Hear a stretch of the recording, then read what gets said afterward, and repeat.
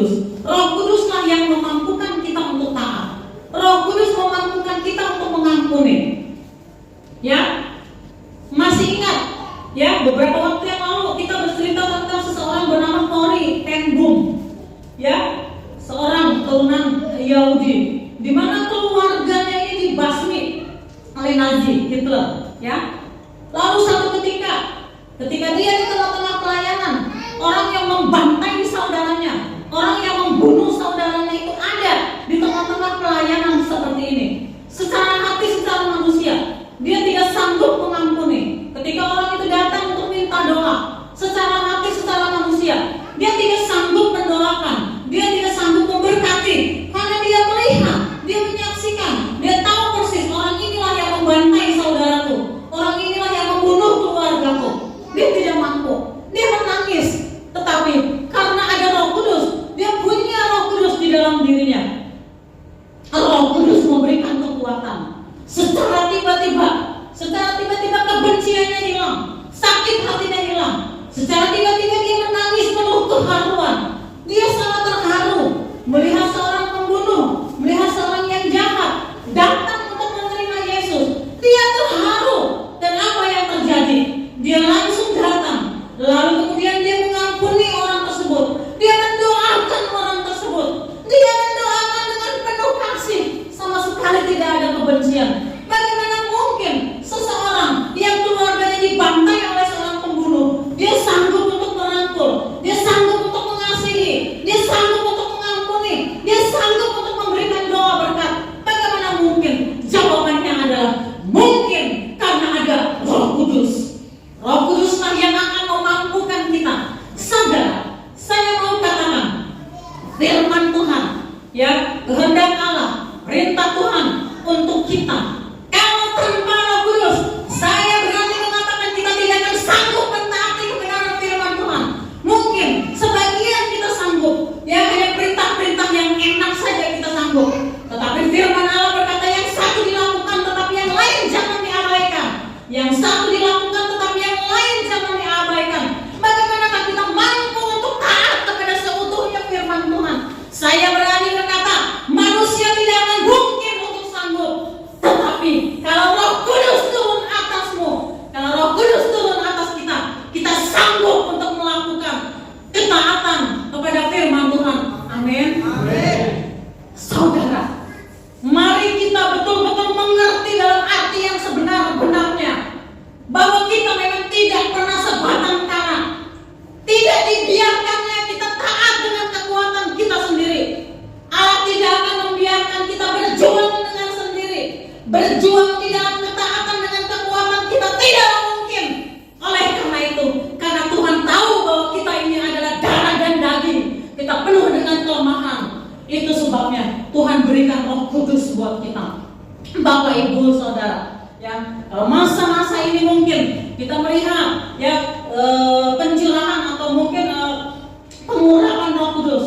Ya, kita lihat di kebaktian. Lalu maaf, ada banyak orang yang mau memamerkan kuasa yang supranatural itu supaya dipandang oleh orang banyak dan terlihat, ya, hal-hal yang supranatural untuk menjadi tontonan umum, ya, sehingga akhirnya, ya, tepuk tangan itu hanya untuk manusia yang memiliki pengurapan tersebut. Itu salah kaprah, ya. Tetapi Roh Kudus diberikan kepada kita supaya kita sanggup hidup di dalam kesucian. Roh Kudus diberikan supaya kita hidup sanggup di dalam ketaatan kepada Allah.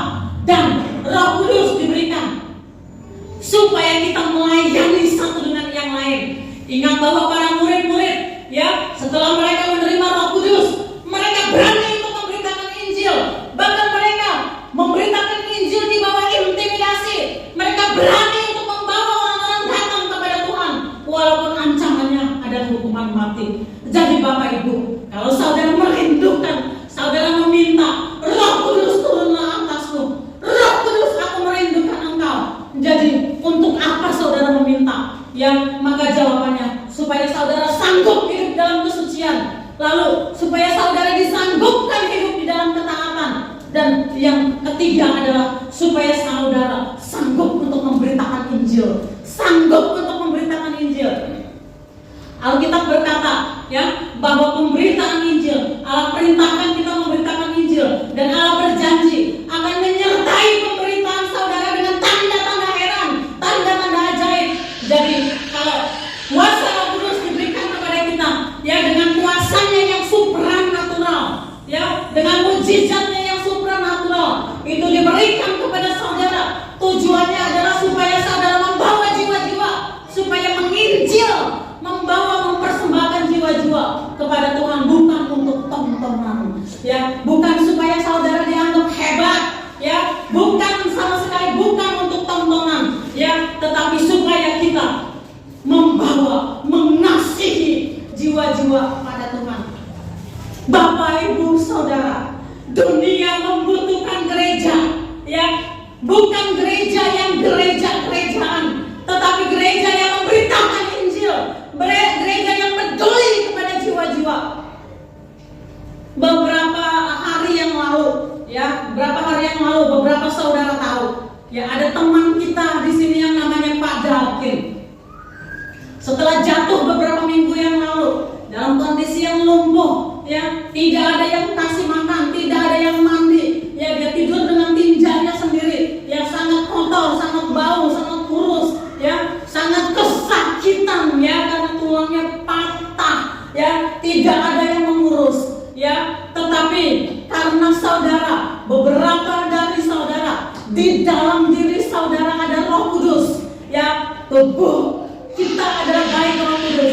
Beberapa saudara punya inisiatif. Jujur, saya sangat menghargai itu, ya. Saya melihat ada Roh Kudus di dalam saudara, ya. Saudara berjuang, saudara berpikir bagaimana mengevakuasi, ya, di tempat yang sulit, di tangga yang sulit, ya. Saudara berpikir bagaimana caranya menurunkan. Tidak mungkin dibopong. Kenapa? Dengan tulang-tulang sekian tulang retak. Kalau dibopong, dia akan kesakitan luar biasa, ya. Lalu saudara berpikir, tahu, ya, saudara di bagian tempat yang lain, saudara menyediakan mencari tempat kos, saudara menyediakan tempat tidur, ya, ada yang menyediakan ini, ada yang menyediakan ini, dan saudara bekerja sama, ya. Pertanyaannya, bagaimana mungkin pada zaman sekarang ini yang dikatakan bahwa kasih sudah semakin dingin? Bagaimana mungkin ada orang-orang yang bisa punya hati seperti itu?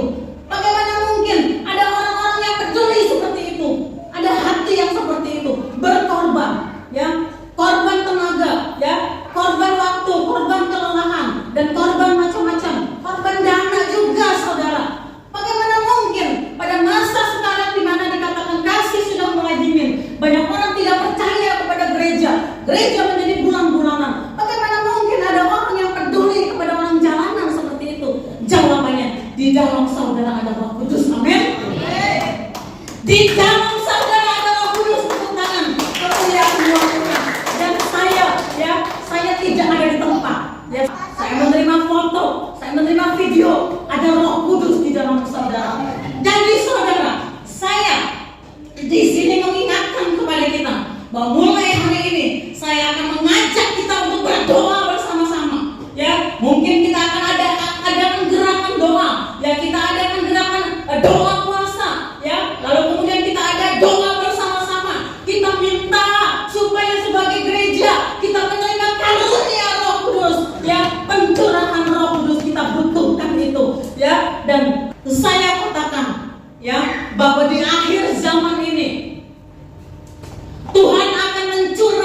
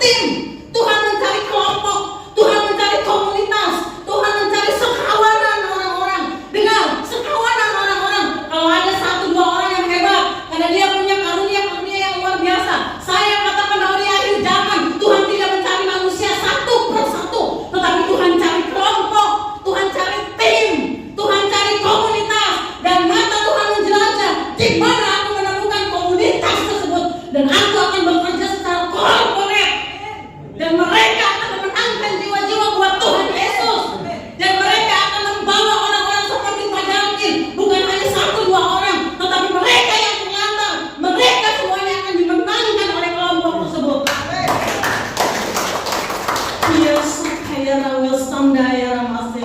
Tunduk kepala berdoa. Ya saya